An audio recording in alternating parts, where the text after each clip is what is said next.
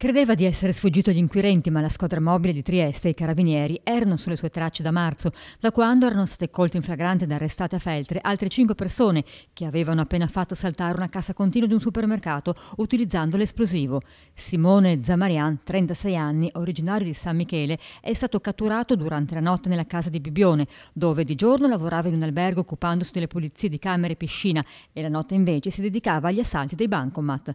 Solo una litigata con la fidanzata gli aveva impedito di partecipare al colpo di marzo, ma il Zamarian da tempo era un componente della banda che assaliva con esplosivo bancomat e casse continue distributori di benzina.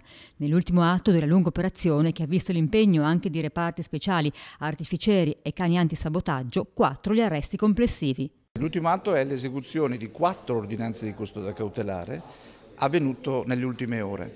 3 nei confronti di soggetti già arrestati per i fatti avvenuti a Feltre nel mese di marzo e nei confronti di un soggetto libero che viveva a Bibbione. La banda, formata da 6 persone, aveva colpito fin dallo scorso anno in periferia di Udine, a Pozzuolo, Pavia di Udine, Pertegada, a Trieste, alla Coop delle Torri, al Famile di Rabuiese e al PAM. Colpi anche a Belluno, Padova e Venezia. Un lavoro definito da polizia e uomini dell'arma, organizzato ed accurato, veri professionisti del crimine che operavano nel cuore della notte. Molto professionale, anche perché soggetti criminali noti, e tenete conto che alcuni di essi anche collegati in passato alla Mala del Brenta.